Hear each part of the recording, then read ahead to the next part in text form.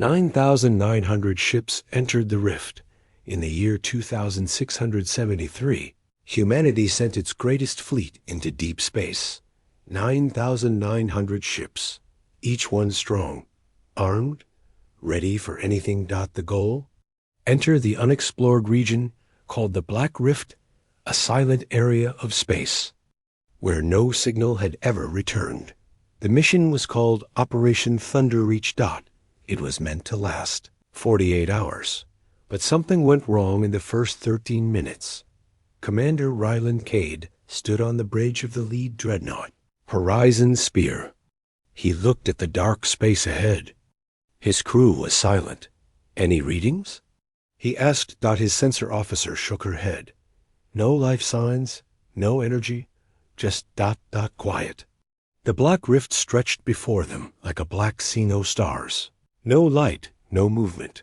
Still, 9,900 ships moved forward as one. Like a wall of metal and fire, they entered the void. Back on Earth, people watched the live feed. Families cheered. News anchors called it the moment Earth takes full control of the stars. But those cheers would not last. Inside the rift, things changed quickly. The stars behind them disappeared. One pilot spoke over the comms. Is anyone else seeing the sky vanish? Then the static began. Ship after ship reported signal interference. Screens blinked. Voices cracked. Then the screaming started. A gunship from the left flank, Vanguard 6, suddenly spun out of formation.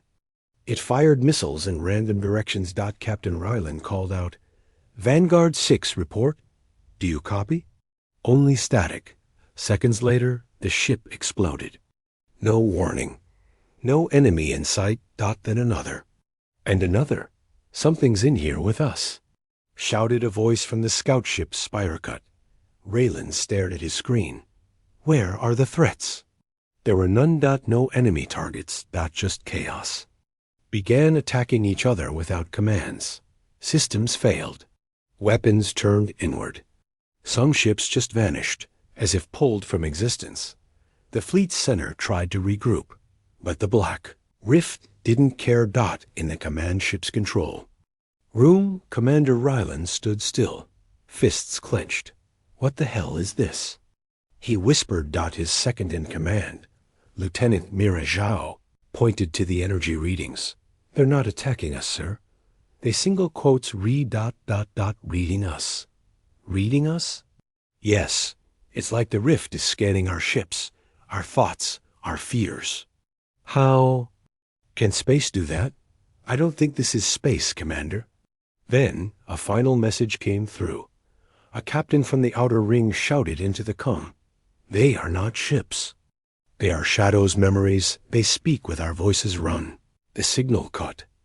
And that was the last anyone heard from 9,883 ships.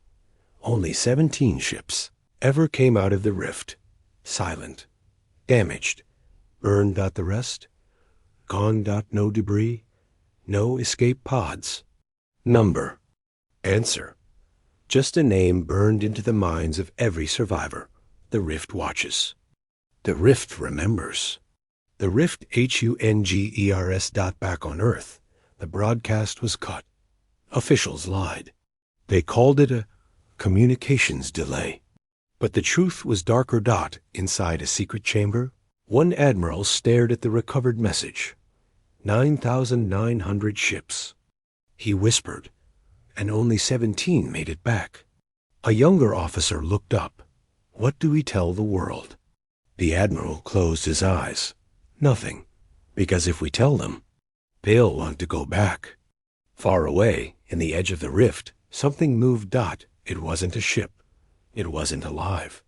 It wasn't dead, but it remembered every voice. Every scream. It now knew the shape of human fear, and it was hungry again. They died without even screaming. Darkness filled the airlock of the ship Silver Echo, one of the only 17 vessels that made it out of the rift. Inside, Lieutenant Arlen Voss, a young pilot with tired eyes, stared at the cracked view screen. It showed nothing. No stars. No ships, just black. Whispered to himself. They didn't even scream. 12 hours earlier, Silver Echo had been part of the largest fleet ever launched by Earth. Now, it floated alone, its engines burned, its systems glitching, and half its crew missing. The last voice Arlen remembered hearing was his best friend, Kara, screaming over the comm. They're not ships. Then silence. No boom. No blast. Just vanished. In the medbay. Dr. Holland, a quiet medic with trembling hands, patched up the wounded. Burns, frozen skin, eyes wide open, but no brain activity. They're alive, she whispered, but their minds are gone. Arlen stepped in, his voice low. What happened to them? Dr. Holland stared at one of the patients, a soldier named Wren, who had once laughed louder than anyone. Now he just lay there, eyes fixed on the ceiling, whispering, "She looked like my mother." Flashback to the rift. Arlen remembered flying in formation when the sky went red, not from outside, but inside his mind. He saw Kara beside him. But it wasn't Kara. She smiled too wide. Her voice echoed wrong. "You never saved her," she said. Arlen shook in the cockpit. Kara was still alive, wasn't she? And his screen flickered. Kara's ship was gone. Just gone. They didn't die. In flames. They didn't cry for help. They didn't eject escape pods. They simply stopped existing. Arlen sat in the dark hallway of the Echo, gripping a data drive. It contained what little the ship had recorded before they escaped the rift. Just static until minute 36. Then a sound. A voice. Not human. Not machine. Not language. It repeated the same thing over and over, but when filtered through Earth's translation, A. The words came through. Not yours. Not welcome. Not enough. Back in the bridge, Arlen looked at Captain Rella, one of the oldest officers. Still alive. What does it mean? He asked. LHA replied. I think it means we weren't enemies. We were disappointments. Just then, a distress ping came through. Another survivor ship had made contact. They called themselves Iron Thread, one of the frontline cruisers. But their message was strange. There was no voice, just a video. FEED, a hallway filled with smoke. And at the end, a human figure walking slowly. Except its feet didn't touch the floor. Its face was blurred, its eyes were glowing, and it wore a standard Earth Fleet uniform. The message ended with one sentence typed in. We never left. Captain, Relha whispered. They're copying us, learning us, becoming us. Arlen looked at the static screen. They died without even screaming, he said. The captain nodded, because they were too busy watching themselves die. The ghost ship had no crew. 3 days after escaping the Black Rift, the Silver Echo picked up a signal. It was weak, broken, coming from deep behind them, inside the rift. Captain Relay listened closely. Static, hissing. Then a ship's ID code came through. ISS Harrowfall. Status active. But that couldn't be right. The Harrowfall was one of the first ships to disappear. No one had heard from it since the first 10 minutes of the mission. And now, it was calling them back? Lieutenant Arlen Voss stood at the navigation console. Could be a trap, he said. Could be survivors. Dr. Holland replied from the comm station. Captain Rilla's face was hard. She had lost too many already. She gave the order anyway. Set course. If there's a chance to bring someone home, we take it. They found the Harrowfall drifting between broken asteroids.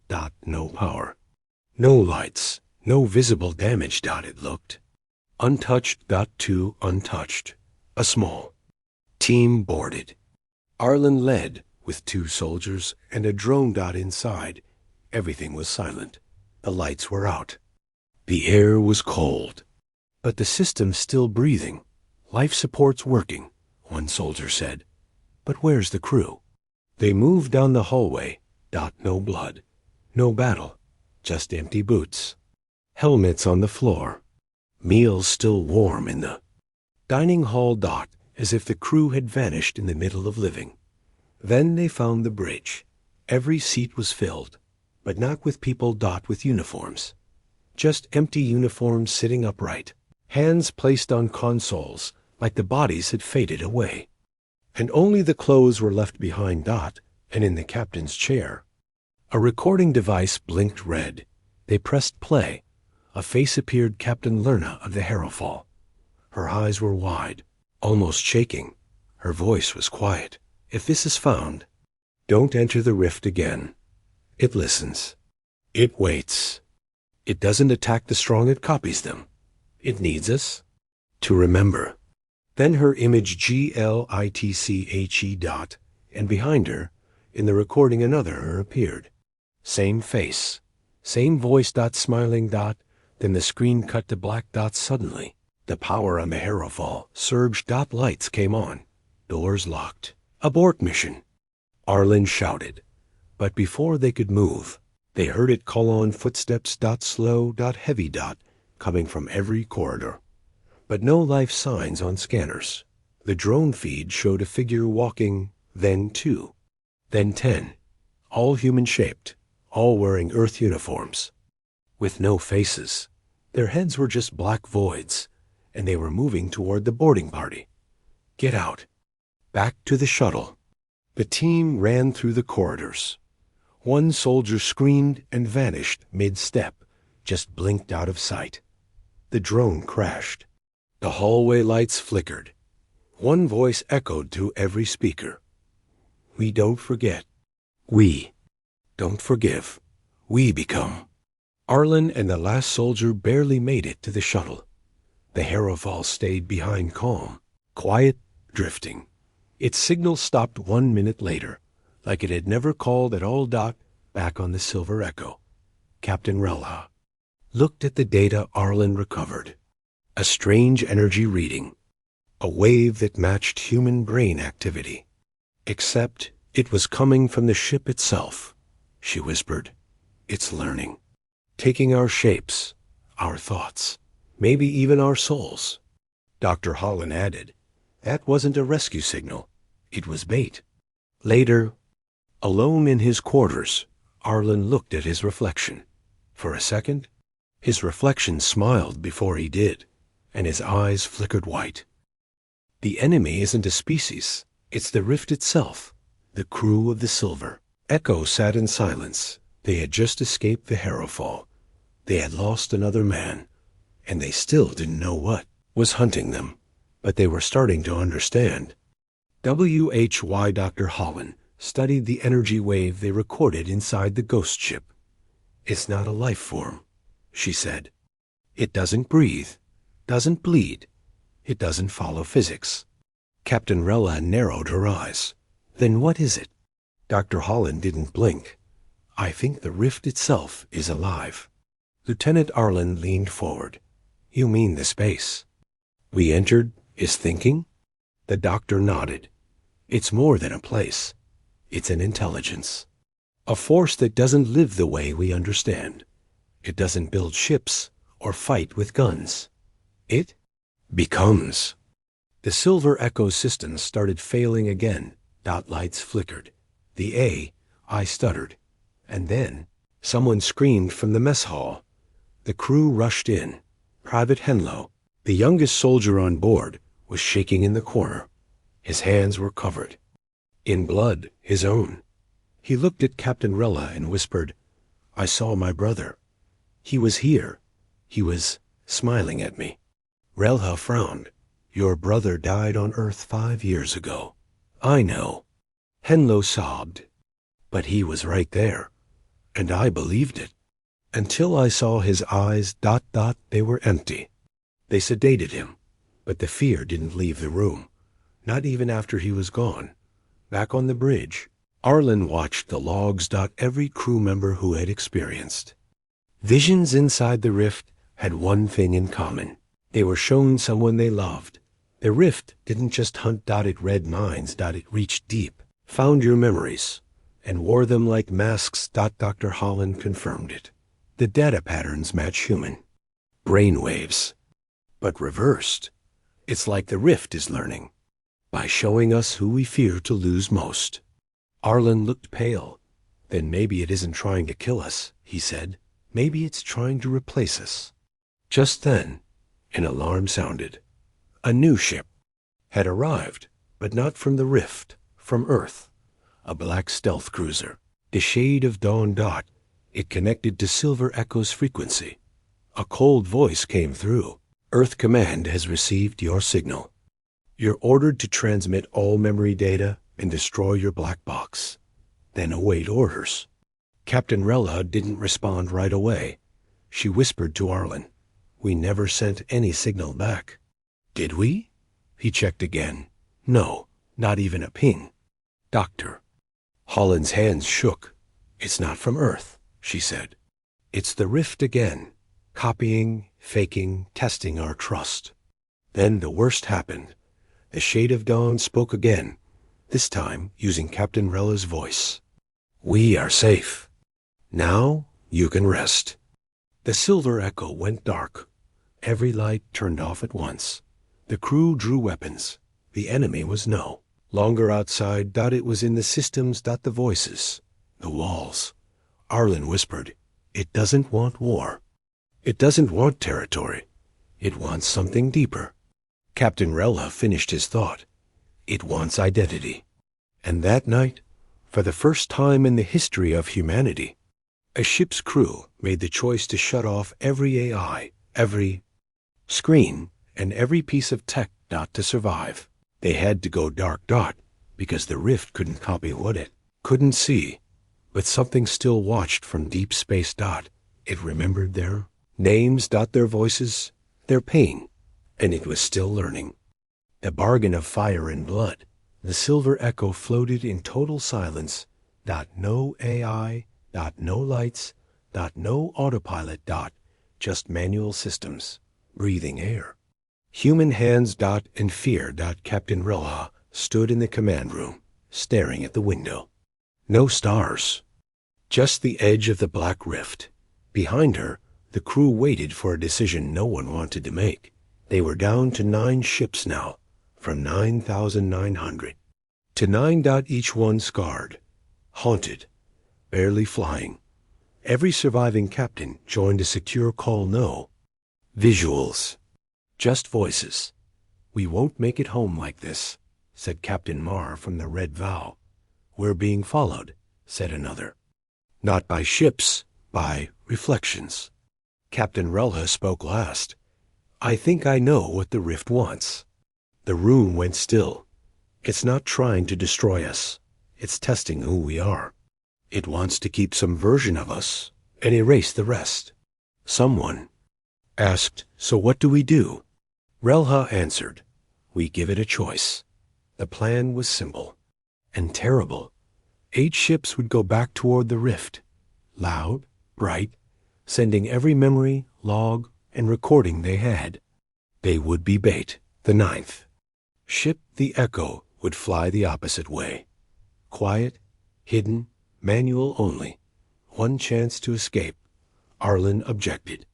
"We're sending good people to die." Relha nodded. "Yes, but if we all die, no one tells the story." He looked down, then said the words no one wanted to say. "I'll fly the Echo." The goodbye was short. Each ship sent their final message. Into the logs. Captain Marr recorded this. "To whoever hears this, don't follow us. Don't answer the rift. Let it stay forgotten." Then the 8 ships lit their engines and turned back toward the darkness. They didn't run. They charged. What happened next no human eye could fully understand. As they crossed the rift's edge, they began to vanish. Not explode. Not burn. Just fade. But as they faded, they streamed every memory they had. Laughter, loss, pride, fear, love. Humanity. And the rift responded. It pulsed, not in hate, but in recognition, as if it saw them for the first time. And in that moment, the silver echoes. Manual thrusters kicked in, it broke free. From the dark, Arlen saw the other ships disappear. Their lights went out, one by one. He whispered their names under his breath. He cried. Not loud, just enough. When the silver echo re-entered known space, Earth Command picked them up, They had one question. What did you find out there? And Arlen answered with a voice full of grief and fire. It's not a place. It's not a species. It's a mirror. And it made us choose who we really are. But deep in the rift, a soft hum echoed across the stars, It now carried the voices of those who stayed. And it was still learning. 17 returned, but none were the same. The silver echo entered Earth orbit in total silence. It was the first time in weeks. The crew had seen the sun, but no one on board smiled, because only one ship had made it back, and inside, only 17 souls. Emergency teams rushed into the docking bay. Medics, officers, press, but the survivors didn't speak. Not right away. Their eyes were distant, their hearts were heavy, and something in their expressions had changed. Lieutenant Arlen Voss stepped out first. He held a small drive clutched in his hand, the black box, the last record of Operation Thunderreach. He handed it to the nearest admiral and said just one line. We left something behind, and something came back with us. Inside the Earth Defense Command Center, the footage was played. Explosions, ghost ships, the Harrowfall, crew members fading into air, AI systems speaking in human voices. And then the last message of Captain Relha. We are not alone in the rift. We are not hunted. We are studied. We are remembered. The footage ended. No one in the room spoke, because the last image on screen was not from any ship. It was a face, blurry, human, looking straight at the camera. And smiling. Across Earth, news channels reported it as a partial success. The public never heard the full truth, but whispers spread in the military, among scientists. In deep space comes whispers of a living region of space that copied minds, that watched humanity, and kept pieces of them. Arlen and the others were placed under medical watch. They seemed fine. Healthy. But when asked questions about the mission, their answers didn't always match. Sometimes they paused too long. Sometimes they said nothing. At night, Arlen stared into the sky. He no longer feared the dark, but sometimes when he closed his eyes, he saw the rift again. He heard voices of lost friends, and sometimes, in the mirror, his reflection blinked before he did. Final report was written. 17 returned, but none were the same, and the rift remembers everything. The end.